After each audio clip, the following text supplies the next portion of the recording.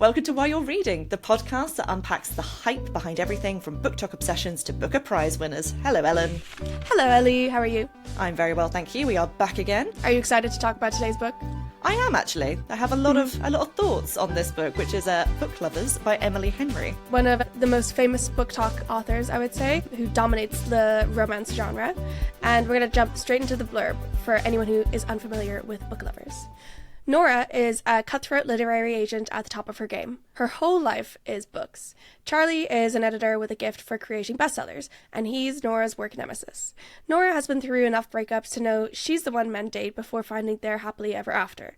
To prevent another dating dud, Nora's sister persuades her to swap her city desk for a month's holiday in Sunshine Falls.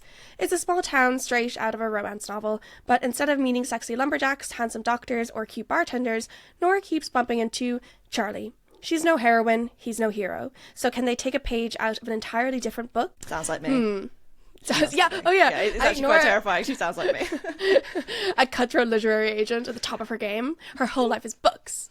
Yeah. Do you think that I'm the work nemesis? My work nemesis. Could you imagine that? My co-host is my work nemesis. We were encouraged to have work nemesis in publishing. We're encouraged to have someone that we aspire to be, but motivated to take them down by being successful. By spite. Exactly. That was one of the first conversations I ever had when I joined the publishing industry. But I do have a lot of similarities with Nora. I really do. That's funny. Do you think the blurb gives an accurate portrayal of the novel? Where does the novel go from this blurb? Did you expect it? Did you find it predictable? I think I did find it a bit predictable, but then I find romances typically are, because they usually end with a happily ever after, and you kind of get a sense of the plot and what tropes potentially you're going to see, and things like Sunshine Falls and this lovely kind of small town romance and enemies to lovers or rivals to romance. You know, there's quite a few fun tropes in here. So I kind of expected what I got. And I did enjoy it to a level. I definitely really enjoyed it. And as you said, it very much follows the romance formula with all like the tropes and the beats that it's supposed to hit. You know the moment that you start the novel that Nora is going to end up with Charlie. It's just a matter of how is this going to happen. There are some kind of welcome diversions along the way in terms of plot, because Nora goes to this Sunshine Falls with her sister, her younger sister, who is pregnant, who already has 2 kids and is kind of going through a little bit of a life crisis, I would say. And there's a bit of tension in their relationship, especially because their mother passed when they were young. So Nora's very much like the kind of mother figure, like the caretaker. Literally, I'm trying to like think of how to sum up the plot, but I'm like, not much happens beyond just like the basic formula, you know? It's fairly paint by numbers. There are some, like say, nice subplots, and the sister element in particular is really strong. And the way Nora's portrayed, particularly in the second act, you see really how much that has weighed on her, being the mother figure to her younger sister, and how much she's given up and changed in her life to protect her sister and to give her sister everything, from her job to where she lives. Everything is to help her sister. It reminded me a lot of the 27 Dresses sister dynamic, where the older sister kind of makes decisions based on what's going to be best for her sister and puts herself second in every scenario. But I did like that. It was an interesting dynamic to witness. But I did, halfway through the book, I kind of thought, is this a romance story? Is this a story about sisters? I mean, the two can live side by side, and I think Emily Henry did do a good job of that. But I was surprised by certain things in the book, shall we say. For me, this wasn't necessarily enemies to lovers. It was more friends to lovers. I think there was a lot of Charlie and Nora's relationship, for me, wasn't as hot and spicy as I thought it could be. There wasn't as much work tension as I thought there was going to be. And so given that I work in publishing, I was looking forward to the escapism and the fantasy of that. So projecting onto your own work nemesis? Possibly. I mean, publishing is a female-centric industry. I think 80% of all the workers, particularly in the UK, are female. So it's very rare to see a workplace romance these days. Wow. I guess that's why we need the books like Emily Henry to kind of have our own little fantasy escapism. Live the fantasy. Yeah, I think this novel works in tropes like that kind of enemies to lovers, the small town romance of it all. Yeah, the sunshine, the lumberjack. But I think what it does well is kind of, it uses those tropes self-consciously. In the novel, the sisters have a list of like, these are kind of the rom-com tropes that we're going to hit, or the small town Hallmark movie tropes that we're going to hit. Like, we're going to camp, we're going to save a small local business, blah, blah, blah. And even Emily Henry's first novel, which is called Beach Read, I think, you know, the title itself kind of pokes fun at the romance tropes, without like belittling them. Like, you know, it still uses them, but I think it's a very like conscious nod to the reader as well. With this novel, the conflict between both the sisters and the romantic interests, it didn't feel contrived or forced in ways that I found with other novels. Like, I think sometimes you can very much feel like this conversation, this fight is set up just so that they will have an argument and then get back together, and it doesn't really feel organic to the characters or the situation. But I felt Emily Henry did a good job in like setting up the conflict that felt very natural to the characters, to their motivations. There weren't like a lot of kind of situations where I was like, this feels very out of character, this feels kind of random, which I've encountered with other books. There was less of that for sure. I think she has done it better than others. There were moments that it bordered on melodrama for me, particularly with regards to their backstory and the repetitiveness of just talking about how much of a workaholic she is and how much she gives up for her sister. There was quite a lot of that in the second act in particular. But I did like the fact that she, you know, tackled mental health in the sense of Nora has quite severe anxiety and she goes for runs every morning whilst they're on this month-long holiday. There was a great review of this where someone said this is less of a romance with Charlie and more of a romance with Nora and her Peloton bike, which it's so funny. Yeah, at the end as well, I think Charlie is like, I can't wait to meet your Peloton. It's like, it's insane. It's so funny. There was some very good comedy in this as well. The banter was on point, although Charlie does only speak in banter. That is his language. There are moments that is pure genius, like when he summarised the bad date she goes on and warns her away by saying, I know it, that he has carpeted bathroom floors. I mean, that is an instant red flag if ever I've heard one. There were genius moments of comedy, but every other line with him was a witty one-liner. And occasionally it got a bit too much. I could have done with a bit more sincerity because I thought her voice in her head was kind of good in terms of tackling the anxiety and therapizing herself and realizing what was going on, and her feelings for how that developed with Charlie I thought was really strong. But yeah, there were moments I think I could have done with a bit more. See, I'm the opposite, where I loved the banter, but I think I remember one of my friends went through a breakup last year and we were all talking about like what would be each of like our friend groups, kind of like what would be each person's red flag if they were talking about their breakup, and it was like, wow, you know, she's a bit out of character, like this seems weird. Like for one of them we'd be like, oh, if she was really angry we'd be like, oh, that's not like her. And another we were like, if she wasn't angry we'd be like, oh, that's not like her. And then for me they were like, Ellen, it'd be if you talked about this whole situation without making a joke, we'd be like, oh, something's wrong. And I was like, oh, right. So I think for the banter I'm like, I think that's how I maybe how I flirt, I don't really know, maybe how I just talk. But I thought with regards to Charlie, I think in terms of some of the romance books that I've read, some of the books that we've read for the podcast, I thought that he was quite a breath of fresh air in terms of his emotional intelligence. We read Colleen Hoover's Ugly Love for a podcast pilot that locked tight away in a vault now. I remember we were talking about how the romantic interest was just a walking red flag, like he needed to go to therapy. I feel like with all of Emily Henry's male leads, you can tell that they're well written, they're emotionally intelligent, they're not relying on a woman to fix them. An interview with Emily Henry said, like, I'm passionate about men going to therapy. So I was like, yeah, it's refreshing to see a relationship that's not like toxic or full of red flags, but the reader is told like, no, this is romantic. Like, just, you know, he's really possessive and he's violent and whatever. No, but it's still romantic. Like, you're still supposed to love him. You don't have to overlook all those negative traits in order to buy into this novel, I found. Definitely. I think that is part of the appeal of Emily Henry in particular. And I think a lot of the people on BookTok, all the videos that I've seen, because she is one of those authors that is featured heavily in every other video. It feels like a romance book, particularly in the summer. In the summer, everybody's reading Emily Henry. And it's lovely because it's I think the books are also really good book club books. So a lot of my friends in book clubs are often saying, can we do an Emily Henry next? But it's like, we've already done 3. And they are starting to feel slightly samey to me. I actually thought I'd read this book, but I hadn't. I've read Beach Read. I've read Happy Place and Funny Story, I think. Couldn't really tell you what happens in the other two too much. Like, I can't really differentiate between them. I couldn't really remember what happened in this book beyond just like the basic beats of like, I remember he's grumpy and she's not, blah blah blah. But I think that's also just part of the appeal of these kind of books. Yeah, it's like sitting down to watch a rom-com, you know, when you put it on exactly how it's going to end. And maybe it will be life-changing and you'll think about it forever. Maybe you'll forget about it, but then you you just get to reread the book and you're like, ah, how cute. Yeah, you know? exactly. These books very much are the type of books that you will take on holidays and you'll read them by the pool or the beach and kind of devour them in like 2 or 3 sittings. Yeah, definitely. It's ironic then that it was during COVID that these books really did take off, because everyone was in desperate need of escapism over the summer of 2020 in particular, but also 2021 as well. And it was because of BookTok. Emily Henry has been quoted as saying she was doing fine in the kind of with Beach Read and people we meet on vacation. But then BookTok happened and suddenly her sales just spiked, and everyone in her team, her publishers are like, what's happening? Why are your books suddenly selling so well? You're not doing anything. We're all in lockdown. What's going on? And someone said, oh, it's TikTok.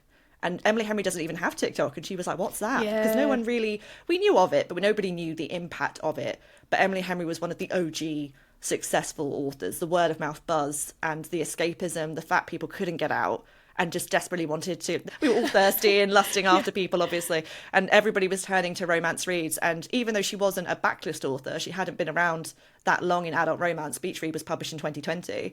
People really gravitated towards it, and she, as a result, has achieved massive fame and sales. I think articles have come out recently saying that Gen Z are having less casual sex than millennials, and I think overall people are really disillusioned with dating apps. There isn't the same kind of like workplace office culture anymore with the rise of remote working, which is like carried over past COVID. So I think people more and more are looking towards fictional romances as an antidote to the lack of intimacy and romance in their own life. I think like that's the whole reason people go online, as well as to find community and safe spaces and connection. And so I think all of those elements kind of feed into one another, because on BookTok you can go and find a community of romance lovers as well, and find recommendations, and then just find a space where you can gush over the love of like romance novels and the love of love without being subjected to the kind of cultural devaluation that has come over, I guess, you know, the past hundreds of years from like Jane Austen onwards, with like female targeted literature and media, you know, the pejorative chicklit. Chicklit.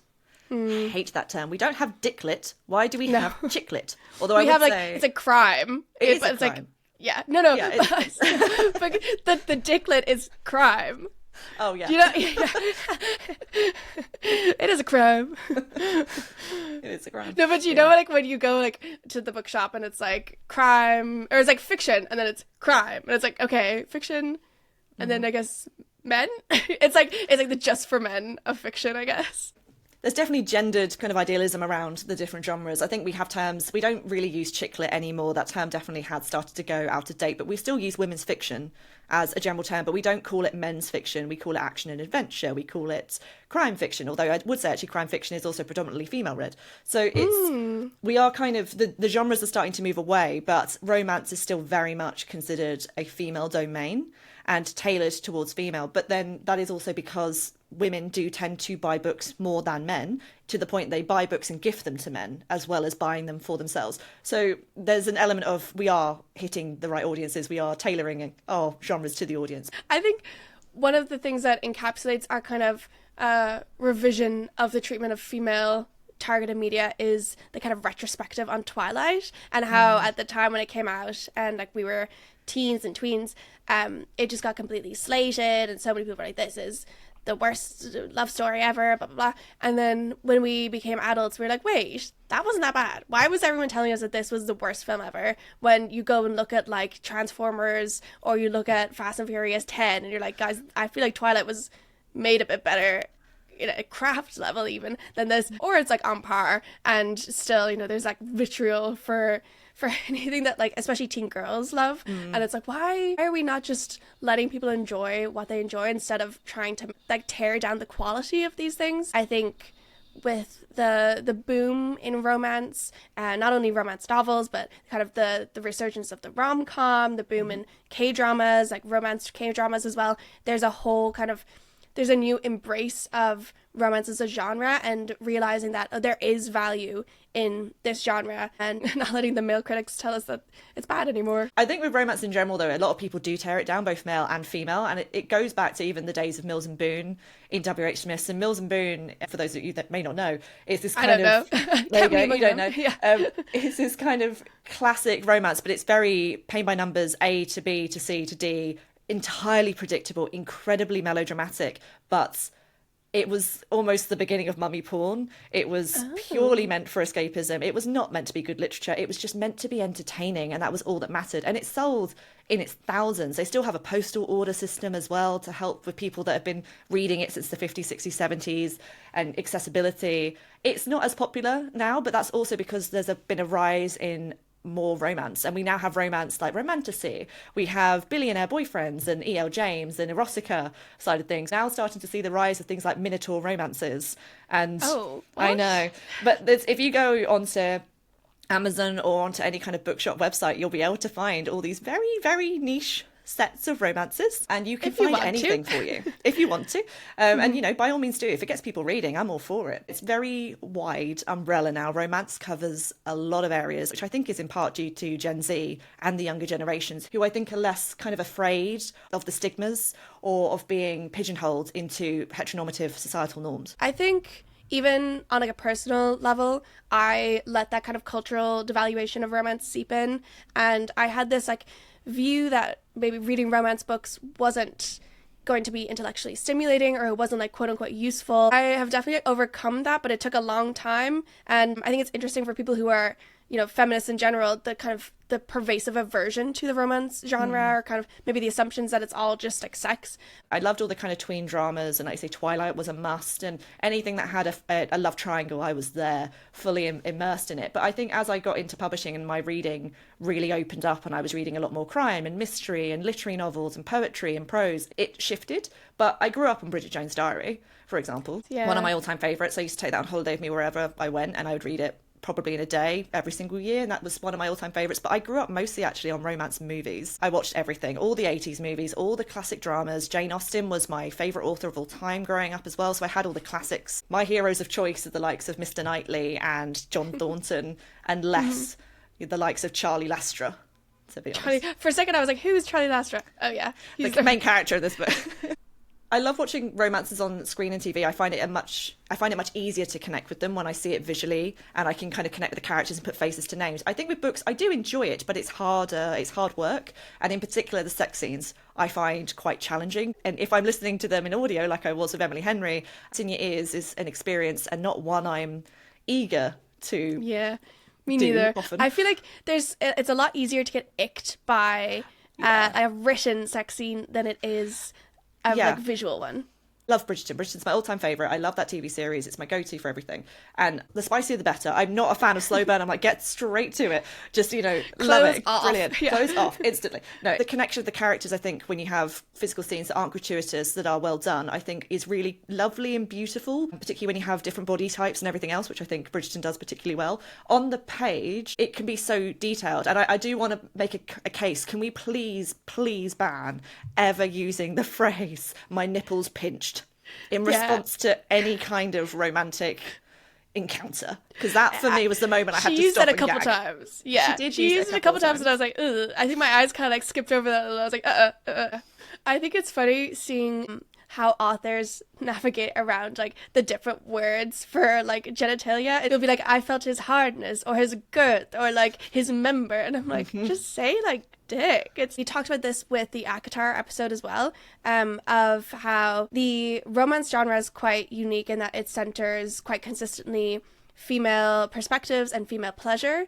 And like in this book, for example, there is an oral sex scene, God bless, which I think in a lot of sex scenes written by men, it's often just like straight in there. There was like a moment when they do have sex that like they have a conversation about birth control and condoms, like very just like naturally, very easily. I thought even that little detail, I was like, oh, that's nice to see. It's not like they're like, oh, enthralled in the throes of passion, and then the people who are going to suffer the consequences of that are, you know, the people they're still safe. Yeah, who are going to be pregnant. They also mentioned to each other, and this was something you really don't see that much of in romance, but she kind of said, look, I don't want kids, and he was, I don't want kids either. So they had a very grown-up discussion about it, and actually I liked seeing that, because not everybody wants to have children, and it was good to just have it in a natural, no kind of fuss, no muss, just, I don't want kids, do you want kids? No. Okay, great. Yeah. And I thought that was brilliant, actually. And I know, Ellie, as a writer, you've written sex scenes. So, like, even what I was talking about of the kind of navigating the vocabulary of, like, his length and his member, blah, blah, blah. How do you go about things like that?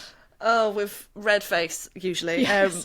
It's one of my least favourite aspects of writing contemporary fiction, is that often there is a point where a sex scene would be beneficial. And I've previously kind of done a lot of fade to grey. It's not an area that I'm particularly confident in. I'm also asexual, so it really isn't my kind of area at all. But it's writing. Wait, I have a question to jump in there. Just like, since you are asexual, do you feel like, do the sex scenes, are you just kind of like, oh, it feels like it should go here, or is it something that like people suggest to you, or like, oh, like you should put something here, or like, how do you feel? Because if it doesn't like spring up kind of naturally in your own desire, then how does it, is it just kind of like a box to tick? How do you feel about it? It's a mix for me, because a lot of the characters that I've previously written have been in the ace spectrum in terms of demisexuality and grey sexuality. So obviously people who are asexual absolutely can have sex and do have sex. So it feels important to include it where it is relevant to the story. But a lot of the times it's just something that I will write, and I'll do as much detail as I feel I need. And oftentimes my agent will be my first editor.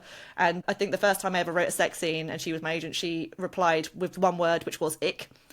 And that was it. We just deleted the scene. It wasn't necessary to the story. I was writing because that was it's big on BookTok at the minute. The spicier, the better. In acquisitions meeting, we base books that we buy in romance on the spice level. We often say, is it lemon and herb, or are we talking like Nando's hot? And that's a good metric. It's a great measure. Yeah. I don't do lemon and herb. I do cinnamon. That's my spice level. Sure. It used to be flour. Yeah, a dash of black pepper.